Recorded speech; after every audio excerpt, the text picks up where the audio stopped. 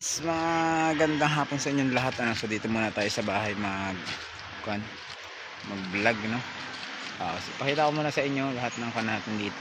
Pwede natin ilipat dun sa area sa kabila, ano, yung ating mga tanim dito na mga halaman. So maglilipat tayo niyan dun pag once na tayo ay makapagbuo na ng bahay natin dun. So alam nyo naman na iiwanan natin tong area na to dito. So bubunutin ulit natin yung ating mga saka yung ating mga alaga, ililipat natin doon. Tulad yan, ating mga alaga na ibon, mga langgam, ibon sa Tagalog, ating ililipat lahat doon yan. So pakita ko sa inyo mga idol ko naman ng mga idol.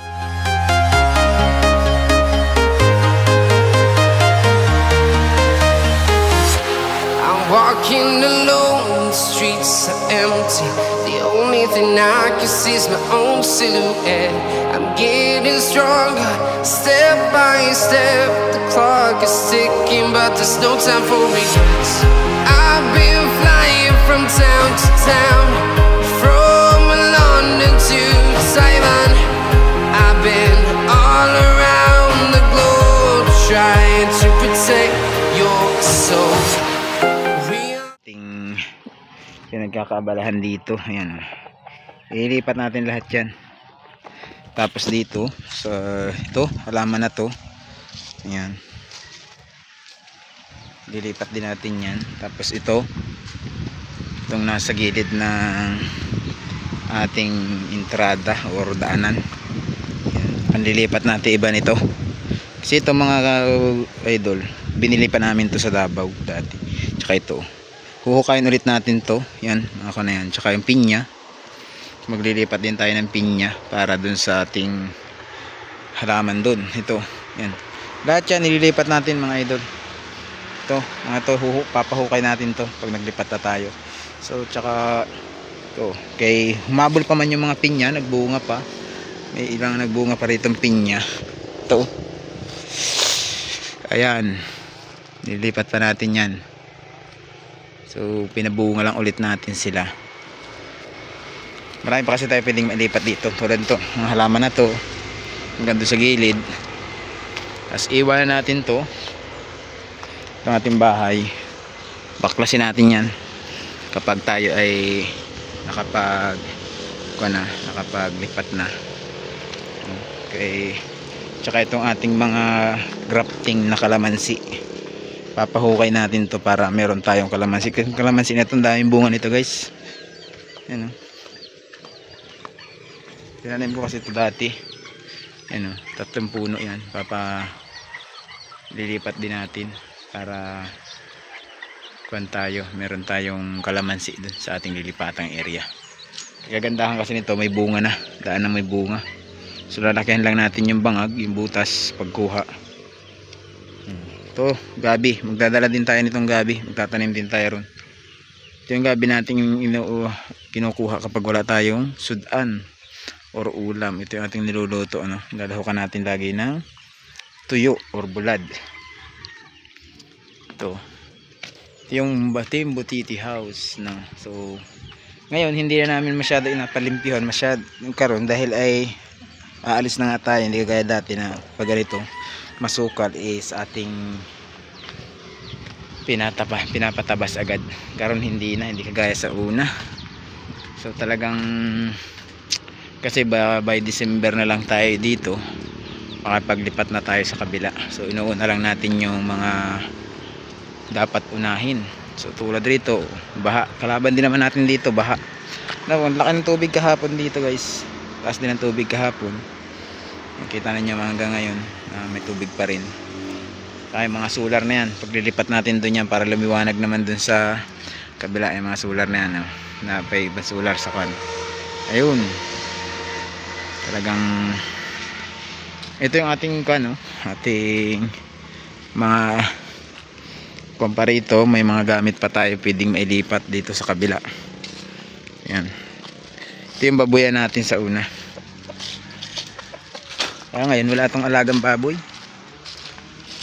Tanggal natin alagang baboy dito. Yan, gigibay na lang din yan, mga kulungan sa manok.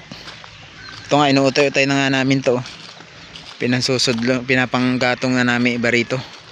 Inuutay-utay ng baklasin to kasi gigibain na rin lang. Kuhain natin ang sinyan, magagamit pa yan dun sa kabila kung saan i-edison pwedeng gamitan. Basta ito, inuutay-utay na sirain kay para konti na lang yung ating bakbakin. Ito okay. Kukuhain din natin lahat to. Magagamit pa kasi mga kahoy nito, matitibay pa ang kahoy nito. Ayan. So yung ating fish pan, wala nang laman yan. Pinakuryente, nakita nyo gano'ng karami na yung sukal dito, no? Hindi na kasi pinapalinisan. Simula nang tayo ay sabihin ay paalisin na. So hindi na muna kami nagpalinis kasi sayang naman kung yung pagpapalinis natin dito sa area ay doon na lang sa bagong area, no? Hindi na dito. Talagang ganun ang buhay. Hindi tayo forever na makikitukod, pero pasalamat tayo sa may-ari ng lupa. Pinakon tayo, pinatuloy tayo dito sa kanilang area. Tsaka siyempre kay ang Kulari na talagang siya yung nakausap natin dito para tayo ay makatira dito sa area na to, no? So napakalaki ng ating pasalamat dahil ay sa ilang taon natin nagsama-sama tayo dito, nakilala tayo dito sa area na to na Timbutiti Farm, yung tinatawag na Timbutiti House. Ito yung ating bahay na malapit-lapit na ring gibain, no? So talagang marami-rami kasi itong mga halaman din yan na pwedeng ilipat. Yung dito pinagtatanim na namin iba rito, pero hindi na siguro ilipat to. Ito lang kukuhain natin kasi sayang to. Sayang naman yung kung hindi natin ilipat to. So malaki na to, kaya alam nyo dati napakaliliit niya no, ating unang itanim to rito, no? Ayan o. Pati ito yung ating bagong dugsong na dirty kitchen natin. Baklasin din yan para mailipat yung ating mga gamit. So yun o. Kala nyo pa dati dito tayo nabuo yung mga Timbutiti, kulitan ng Timbutiti sa area na to. Naalala nyo dati. Dito kami nun dati, masasaya kami dito. Luluto tayo dito. Pero that time ito na, lapit na rin gibain. So dapat ipapaayos pa kasi sana to. So nung time na sabihan na tayo na kailangan na humawa, hindi na natin. Kung pansinin nyo, nilagyan na namin ng mga sako-sako dyan yung para magtulo. Hindi na pinaayos, hindi na yan pinapanday ulit. Maging dito hindi ko na rin tinambakan to kasi nga haalis. Kasi dati ito tinambakan lang natin to dati. Nakita nyo dati sa ating video, no? Katulong pa natin dito si Brando o si GC Farm, no? Nandito pa sila time na hindi pa siya vlogger, the time na yun. So yan mga idol, maraming salamat sa inyong patuloy na pagsubaybay sa ating Timbutiti House. So malamang na ito na yung pwedeng maging huling video natin dito sa ating Timbutiti House. Ayan, yung area na yan, nandyan sila.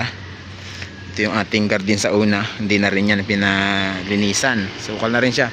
At ito yung ating fish pan. So lumago yung ating kangkong mga idol. Napakaraming kangkong, ito yung kangkong na seedling yan itanim. Hindi ko alam kung bakit dumami ng todo. Ayan, kinain na niya yung tubig. Ito yung ating saging, ay bunga naman siya. So, tatagpas pa natin to bago tayo lumipat. Kukuha pa natin yan. So yan mga idol, ang huling video siguro natin. Abangan ninyo kung makapag video pa tayo rito o sa pagbaklas na ulit, baka mabidyohan natin, no? Makita ninyo kung, kasi ipapadayungan na lang namin to sa pagpagiba, no? Alala nyo yung mga magtatabas, yun na lang din siguro ang magkuha nito, magbaklas para mabilis. So ganito lang muna mga idol, no? Yung ating vlog para sa ating video update dito sa Butiti Farm, no? So yun, maraming salamat, and sana panoorin nyo pa yung ating mga video na iba, no? Hindi lamang ito. So yun mga idol, nandito lang muna. Shall we have breakfast together?